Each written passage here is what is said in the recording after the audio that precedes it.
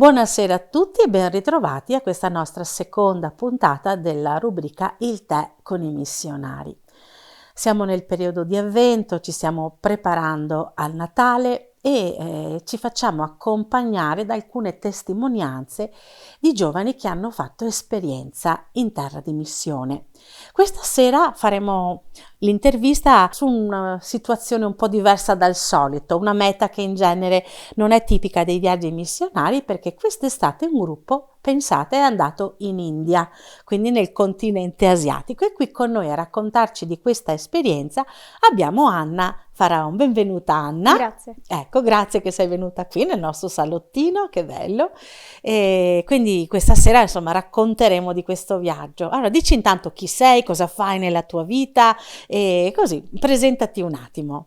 Sono Anna e studio e insegno alle medie superiori italiano e sto ancora studiando per fare anche un dottorato.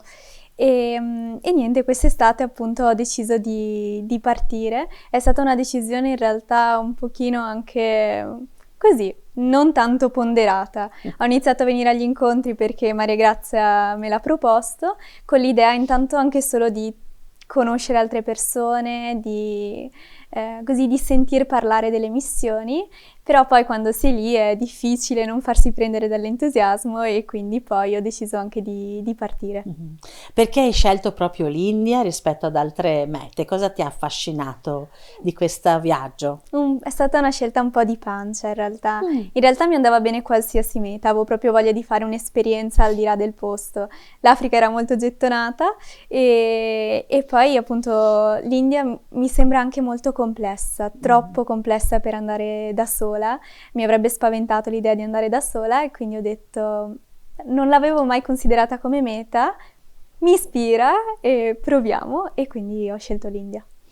È proprio vero, l'India è ha una cultura completamente diversa dalla nostra, devo dire, no?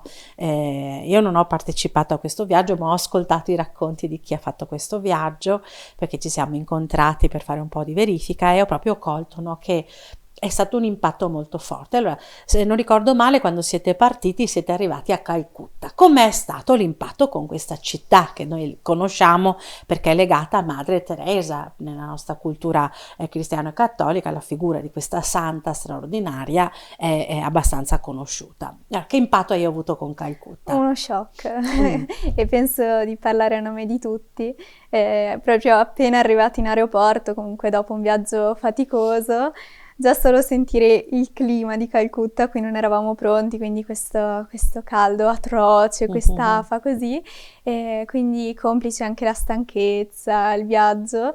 E poi anche solo per arrivare dove abbiamo alloggiato, queste strade molto molto affollate, tutti suonano il clacson solo per segnalare la loro presenza, tantissime persone, anche animali per strada, persone di tutti i tipi, quindi già un primo impatto con la povertà e il contrasto invece con la ricchezza, perché appunto l'India, noi l'abbiamo visto a Calcutta, è un luogo di contrasti veramente. E quindi il primo impatto è stato sicuramente scioccante, anche perché poi la prima attività è stata quella di visita ad uno slam. E lì è stato veramente difficile Che cos'è uno stare. slam? Spiega che cos'è uno slam per chi magari non conosce Sì, l'India.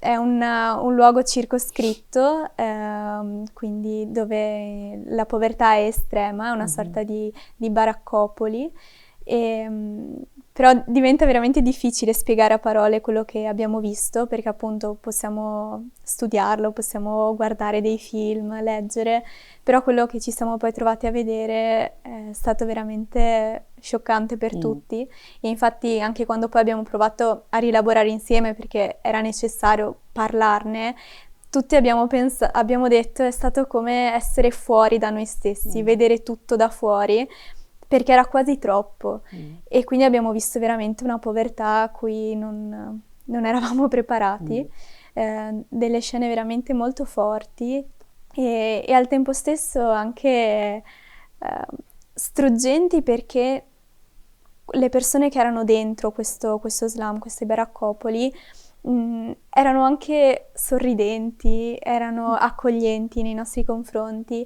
Poi in quei giorni c'era una festa musulmana e quindi erano tutti a casa. Questo perché la Baraccopoli riunisce persone di diverse religioni, quindi c'erano buddisti, induisti, cristiani, musulmani tutti insieme, quindi non ci sono divisioni di alcun tipo.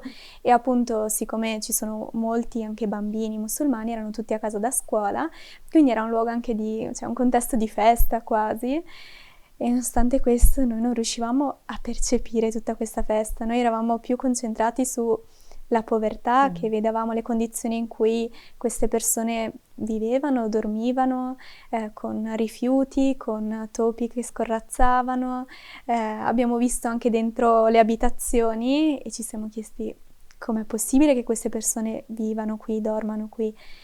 E quindi ecco, il primo impatto con la città di Calcutta è stato difficile, molto traumatico direi, no? Quasi, Assolutamente. perché è stato un impatto molto intenso, anche penso, immagino, di odori, Sì.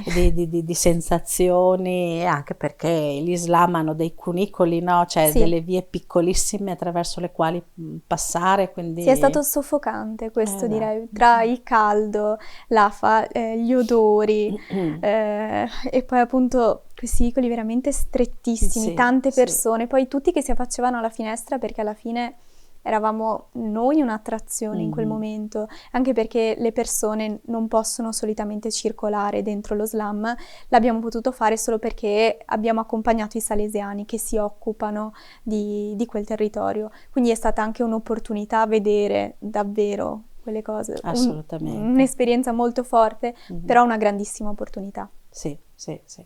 Sì, anche perché, non so, tu hai capito queste persone da dove vengono, perché sono arrivate lì, vi hanno un po' spiegato cosa succede, che sono persone tutte di Calcutta, vengono da fuori, cioè questi slam che storie hanno, qualcosa vi hanno raccontato? In realtà non molto, l'unica cosa è che molte persone vengono da fuori, da contesti più rurali, cercando opportunità in città, e in realtà queste opportunità molto spesso non ci sono e anzi le condizioni si aggravano, e quindi sì, ci sono contesti veramente molto difficili da digerire.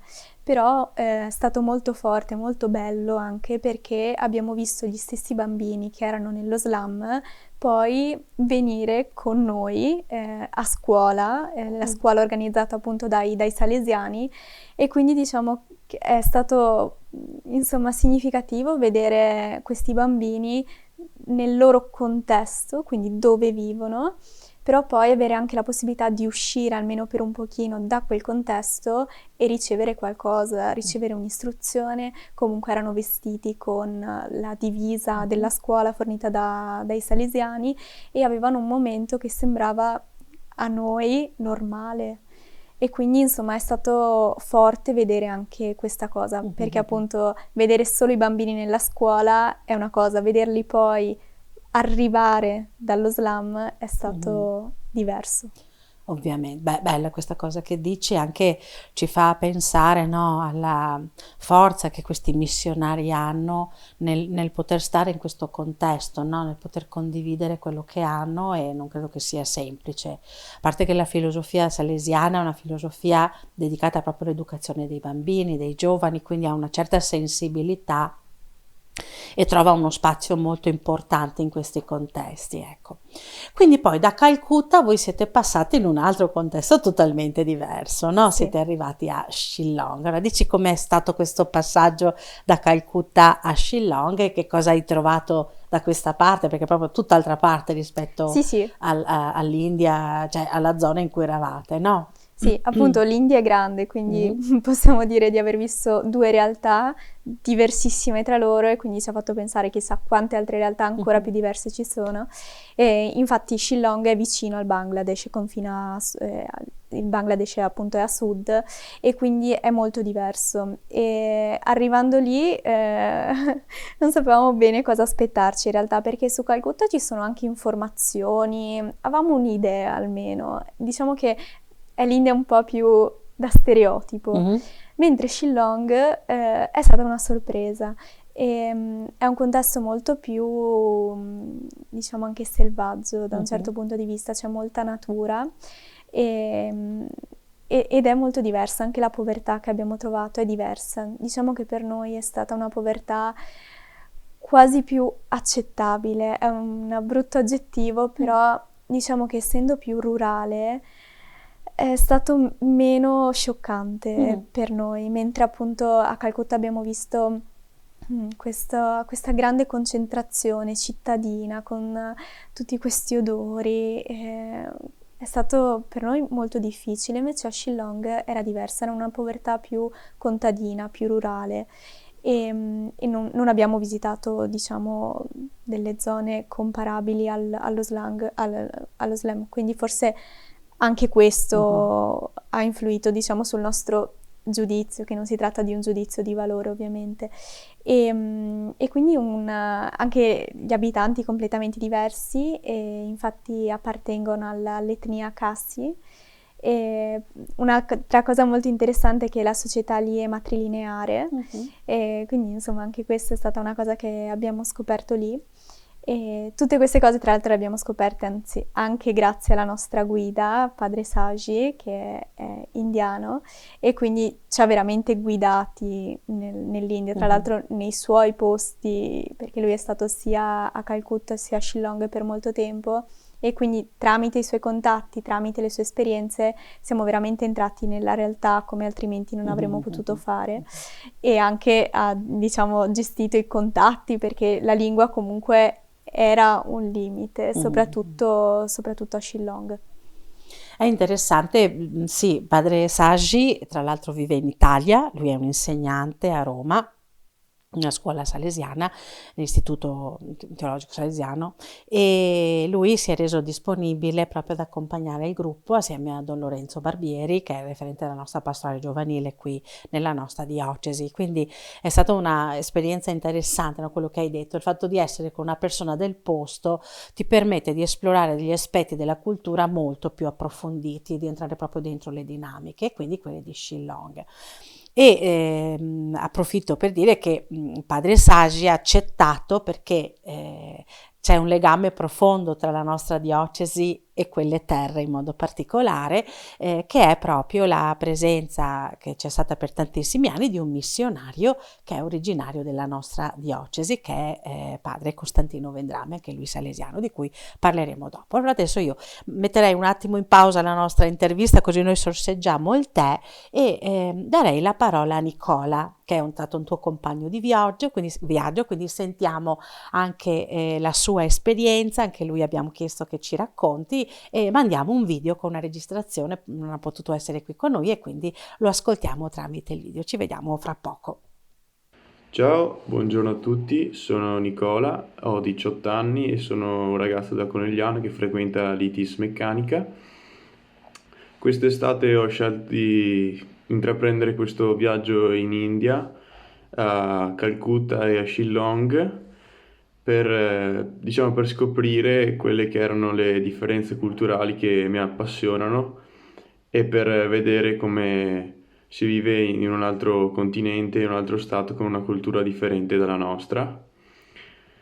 Da questo viaggio mi porto a casa molte cose, soprattutto la consapevolezza di apprezzare le piccole cose che riceviamo ogni giorno, l'accoglienza che ho ricevuto io in ogni momento che andavo a visitare una comunità del posto e quindi attraverso questa esperienza mi ha reso consapevole della fratellanza che c'è tra le persone e dello spirito buono che dobbiamo avere per gli ospiti e per le persone che vengono a visitare la nostra cultura. Questa cultura qui è stata di impatto per me, soprattutto nei primi giorni, quando ho avuto la possibilità di visitare gli Slam, che sono le parti più povere di Calcutta, e quindi di parlare, di interagire con i ragazzi più poveri della città, che attraverso un semplice pallone sono riuscito a coinvolgere e a, diciamo, rendere miei fratelli senza assolutamente conoscere la lingua. Ho capito che un semplice pallone può unire il mondo. Bene, grazie a Nicola, avete sentito un'altra voce, un'altra energia, tra l'altro Nicola giovanissimo, no? Perché fa adesso la quinta, quindi superiore, quindi insomma anche coraggioso nell'affrontare questo viaggio così giovane, no? Quindi bella anche questa cosa. Allora andiamo avanti, io qui ci hai portato delle sciarpe, allora io volevo un po' sapere questa cosa, capire queste sciarpe. Perché così tante? Cioè ce ne sono tantissime. Cosa è successo? Queste sciarpe. Ne hai anche una qui con te, no? Sì, questa è Raccontaci. la primissima che abbiamo Mhm. ricevuto proprio appena uscite dall'aeroporto. Ci hanno accolto con questa sciarpa, eravamo tutti molto emozionati. Non sapevamo che poi in ogni posto ne avremmo ricevuta un'altra. E questo perché appunto abbiamo sentito proprio la cultura dell'ospitalità. Ogni volta che andavamo in un posto venivamo accolti veramente con grandissimi onori, non Mhm. posso dirlo in altro modo. E quindi ogni volta ci è stata regalata una sciarpa, sono molto diverse in realtà tra di loro, però appunto è il gesto di mettere la sciarpa intorno al collo dell'ospite, e questo è solo una delle tante cose che fanno, perché appunto ogni volta ci è stato sempre offerto qualcosa. Di solito era un tè, ma in realtà c'era sempre tantissimo da mangiare, e tanto da sentirci quasi a disagio, perché era talmente tanto che non sapevamo come ricambiare. E tra l'altro un'altra cosa è che molto spesso ci mettevano in una stanza separata, è il loro modo per appunto onorare l'ospite, quindi fornendo tutto il necessario e anche di più, per poi aspettare nell'altra stanza. Altre volte invece ci hanno dedicato dei canti, e noi abbiamo cercato di ricambiare cantando a nostra volta. Non sempre, insomma, è venuto benissimo, però ci siamo impegnati. Però siamo veramente rimasti colpiti da questa felicità proprio che ci hanno dimostrato nell'accoglierci in tutti i posti in maniera diversa. Molto forte è stato un incontro nello stato di Meghalaya, di questa comunità che ci stava aspettando da ore in realtà. E noi siamo arrivati ed erano tutti lì ad aspettarci e ci hanno accolto come se felicissimi veramente. E noi ancora un po' addormentati con il viaggio così nel pullman, e ci hanno praticamente dedicato uno spettacolo con le danze tradizionali in cassi, vestiti con i vestiti tradizionali, li hanno anche fatto provare a noi ragazze. Ci hanno dedicato anche una danza appunto con i piatti, che è una cosa loro tipica, e poi praticamente ci hanno trattato come delle star, quindi ci hanno chiesto foto, tutti venivano per stringerci la mano.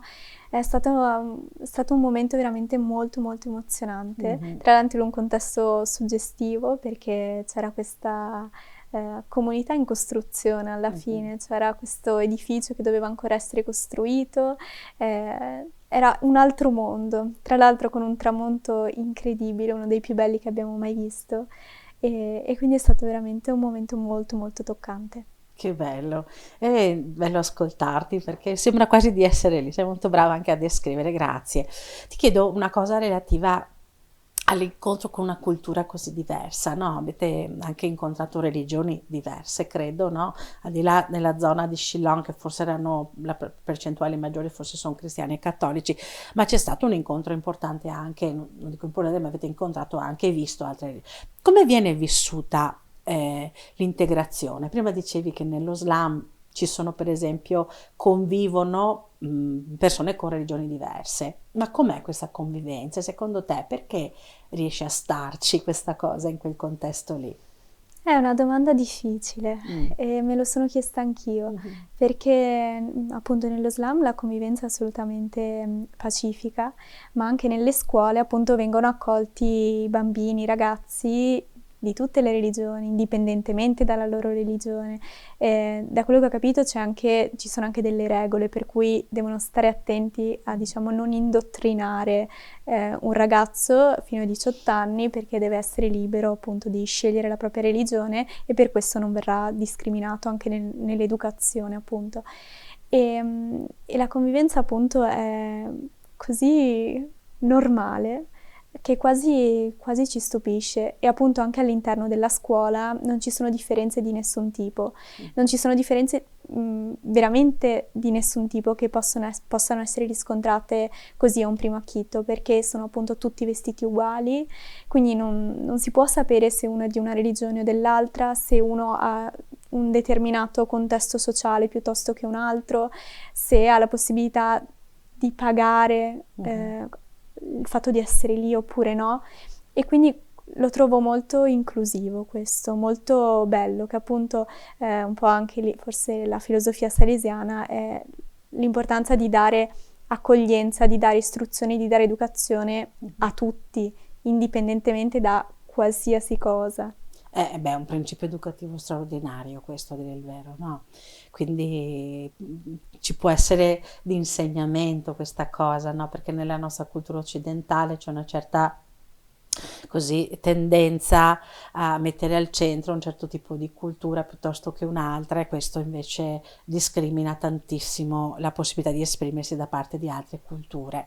Ti chiedo... Anche lì comunque penso ci siano Sì. contesti molto molto delicati, molto complessi, per questo mi ha stupito così tanto quello che ho visto a Calcutta, ripeto, solo quello che ho visto, perché ad esempio a Shillong appunto è È un completamente altro contesto. diverso. Sì. Sì.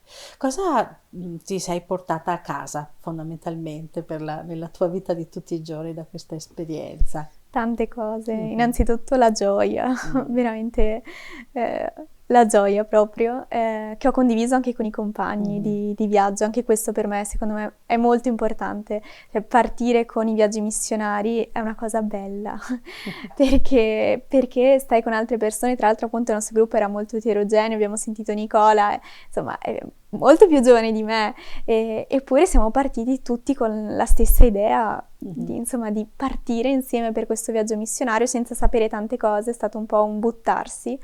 Quindi la gioia di stare insieme tra noi ragazzi e anche con Don Lorenzo e Padre Sagi, e poi la gioia di conoscere le persone, è stata la parte più bella, conoscere veramente le persone, poter parlare, forse non è neanche il verbo giusto, nel senso che non abbiamo parlato così tanto perché c'era comunque l'ostacolo della lingua, però abbiamo comunicato in qualche modo, ci sono tanti modi insomma, e diciamo che il linguaggio dell'amore è stato qualcosa che ci ha permesso di stare lì. E quindi può sembrare un cliché, però è veramente qualcosa che abbiamo sentito. Quindi anche solo stringersi la mano e ripetere l'unica parola che abbiamo imparato in casa, che è Kublei, che significa sia grazie, sia sono contento di vederti, sia ciao, sia è un ringraziamento a Dio, è tutto quanto insieme.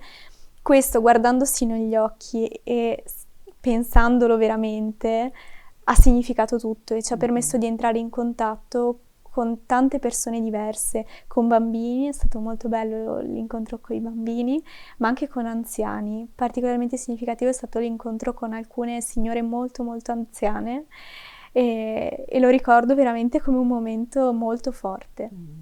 Che bello, mi emoziono anch'io nell'ascoltarti, anzi mi permetti di ricordare, no, anche ai giovani che vorranno partecipare a eventuali percorsi come questi o viaggi, che effettivamente molti chiedono: ma è necessario conoscere la lingua, conoscere per comunicare? No, esiste uno stile di comunicazione che è quello dell'amore, che è quello che vuole comunicare realmente con l'altro, che vale lì, ma in realtà vale dappertutto, perché lo stile comunicativo è quello che ci permette di entrare in relazione, non è fatto di parole, molte volte è fatto di non verbale, di sguardi, di modi di stare vicino alle persone. Quindi anche grazie. Di gioco, di danze, è stata una bambini, parte molto bella. È un modo per entrare in relazione con i bambini, è il gioco, no? Sì. E non serve neanche dire tante cose, che bello.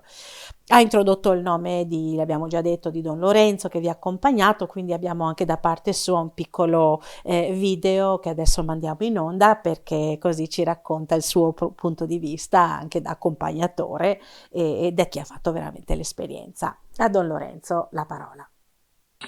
Ciao, sono Don Lorenzo, responsabile della pastorale giovanile, e anch'io quest'estate con un gruppo di giovani sono stato a Shillong.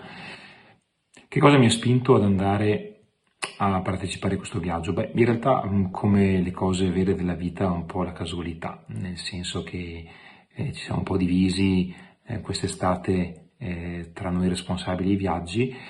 Devo dire però che la mia disponibilità era quel periodo, però ero anche molto incuriosito di conoscere da una parte una figura come quella di Padre Vendrame, di cui avevo solo sentito parlare, ma anche di conoscere un luogo per me così distante geograficamente, culturalmente come l'India, e soprattutto ancora di più conoscere la realtà delle comunità cristiane indiane. Ecco, sono quindi partito con curiosità, sia per quanto riguarda Padre Vendrame, sia per quanto riguarda il cristianesimo in India, sia anche per quanto riguarda il gruppo di giovani che avrei accompagnato, e sono stato piacevolmente colpito, sorpreso un po' da tutte queste realtà. Parto da quest'ultima, il gruppo di giovani che non si conosceva e che ha fatto una bella esperienza di fraternità, ma anche si è tuffato questo gruppo dentro una realtà come quella indiana, per noi distante ma anche curiosa e interessante, e si è lasciata stimolare questo gruppo appunto dalla realtà stessa.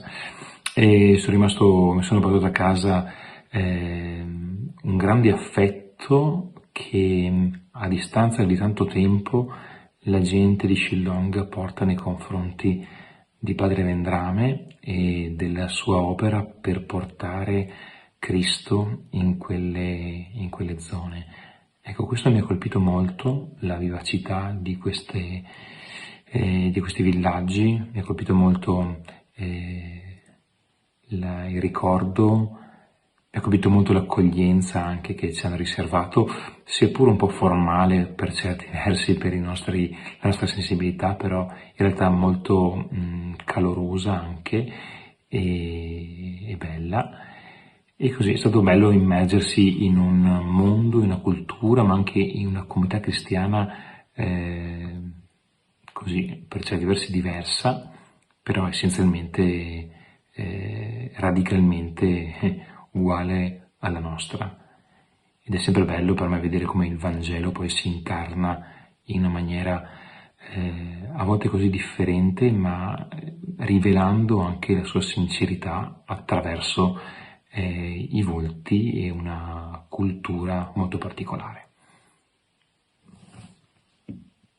Bene, grazie a Don Lorenzo di questa condivisione e di esserci reso disponibile in questo senso anzi approfitterei per ricordare che come ufficio missionario, Caritas e pastorale giovanile da qualche anno lavoriamo insieme proprio per promuovere queste esperienze estive. Ne abbiamo già parlato nell'altra puntata, ma lo ribadisco perché proprio questa sera ci sarà l'incontro di presentazione ai viaggi missionari per la prossima estate, e quindi se conoscete qualcuno interessato, qualche giovane, vi aspettiamo fra poco a Conegliano, come vi abbiamo detto già anche l'altra volta.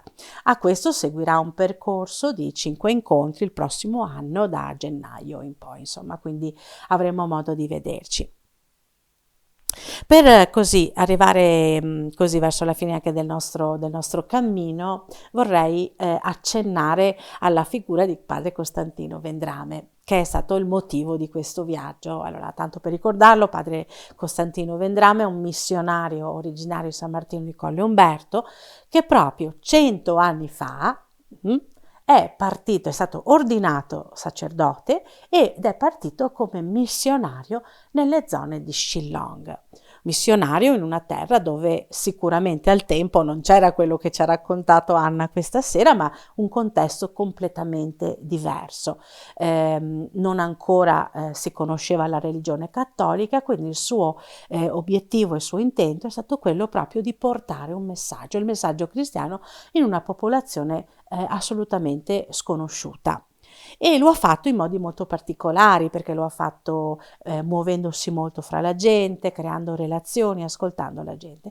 Ma il suo, come dire, la sua presenza spirituale, tra l'altro è in fase, c'è tutto un processo legato alla beatificazione di questo grande uomo che ha fatto veramente grandi cose in questa terra, si sente ancora oggi.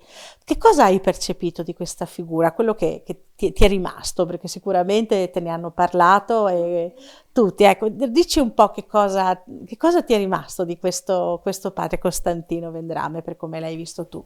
C'è una grandissima ammirazione da parte di tutti, quindi è una figura veramente molto, molto apprezzata. E infatti quando abbiamo detto, insomma, che noi veniamo dalla zona di Padre Costantino, erano tutti meravigliati, appunto perché per loro è una figura veramente significativa e lo ricordano come di un uomo coraggioso, innanzitutto perché appunto il contesto non era facile, quello in cui si è inserito, e quindi hanno parlato anche appunto delle pietre che venivano lanciate contro di lui per impedirgli quest'opera di evangelizzazione, e il fatto che lui sia rimasto fedele al messaggio che voleva portare avanti, e come sia riuscito a stare con la gente, tra la gente. Questa è la cosa che è stata ripetuta più spesso appunto in riferimento a Padre Costantino Vendrame, e quindi tutte le persone appunto lo ricordano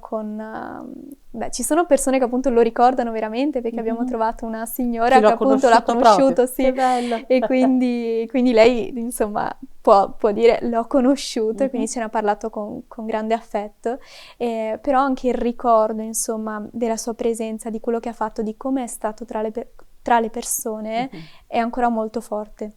Che bello. Sì, tra l'altro si colloca nella grande esperienza della presenza dei salesiani in questo territorio, che non solo a Calcutta, in altre zone dell'India, ma che in particolare a Shillong è molto presente con le scuole, con l'istruzione e quant'altro. Quindi grazie Anna anche per questo. Ricordando Costantino Vendrame, oggi abbiamo veramente in questa puntata un sacco di collegamenti esterni, ma questi arricchiscono la storia. Passiamo la parola con un piccolo video con Paolo Carlet. Paolo Carlet è un giovane di San Martino di Collumberto, dove c'è proprio un'associazione dedicata a Costantino Vendrame, a padre Costantino Vendrame, proprio gestita, pensate, da giovani che stanno portando avanti l'opera, o meglio la conoscenza di questo grande uomo dedito alla preghiera, molto spirituale, ma anche molto pratico e concreto. A Paolo ci racconterà di questo e ci anche segnalerà un'iniziativa di questa associazione. Ascoltiamolo insieme. Ciao, sono Paolo, ho 23 anni, faccio parte del gruppo giovani Don Costantino Vendrame. Il gruppo è nato per far conoscere la figura di Don Costantino Vendrame, il quale è un missionario nato qui a San Martino di Collumberto e che ha compiuto una grande opera di evangelizzazione in India, più precisamente nel nord-est dell'India, nella regione dell'Assam. Noi, per appunto farlo conoscere, ogni anno stiliamo un calendario che abbiamo fatto anche quest'anno e che abbiamo intitolato Sulle orme di Don Costantino Vendrame. In questo calendario quest'anno raccontiamo in primis dell'avanzamento della causa di beatificazione che riguarda questa figura, e poi raccontiamo anche della festa del Sacro Cuore che si è tenuta in India, che è stata importante nel 2024, perché il 2024 è stato l'anno del ricordo dell'anniversario, del centenario dell'arrivo e anche della partenza, ma principalmente dell'arrivo di Don Vendrame in India per iniziare appunto la sua missione. Oltre a questo raccontiamo anche di una cittadina della Puglia, che si chiama Locorotondo, in provincia di Bari. E questa cittadina è importante perché sempre nel 2024 si è svolta una marcia per la pace, però in questa città è nato Don Francesco Convertini, il quale è un missionario che anch'esso è andato in India e assieme a Don Vendrame hanno contribuito all'evangelizzazione di questa regione che è l'Assam. Per concludere, posso dirvi che le offerte ricavate dalla vendita di questo calendario andranno a costituire una borsa di studio per i ragazzi più meritevoli del Savio Juniorate, che è un seminario che si trova in India, nel quale vengono appunto formati i sacerdoti. Eccoci qua, grazie Paolo per esserti prestato a alla nostra rubrica Te con i missionari, e siamo in conclusione. Intanto nel ringraziare Anna vorrei però cogliere l'occasione per invitare tutti, a proposito di India, a proposito di Costantino Vendrame, ad un evento che abbiamo organizzato a livello diocesano che si terrà giovedì 19 dicembre. La prossima settimana a San Martino di Colle Umberto, dove vivremo alla sera alle 8:30 una veglia di preghiera missionaria in preparazione al Natale, ispirati proprio dalla figura di padre Costantino Vendrame. In quell'occasione, se volete sentire in diretta, ci sarà anche Anna con noi che racconterà l'esperienza assieme a Don Lorenzo e probabilmente a qualche altro giovane che è stato in missione. L'occasione invece è un'occasione di preghiera e di vicinanza, proprio per farci ispirare da queste persone, da questi grandi missionari che hanno accompagnato e ci accompagnano tuttora nella nostra vita missionaria. Con questo io ringrazio tantissimo te, Anna, di essere stata con noi, davvero di cuore, davvero che questa luce, questa gioia risplenda nella tua vita, in quello che stai vivendo, e con il nostro te salutiamo i nostri telespettatori che ci stanno seguendo e li invitiamo al prossimo appuntamento venerdì della prossima settimana. Buon Grazie, tè Maria, a tutti voi. Grazie a te Anna, grazie, e a voi tutti, buona serata.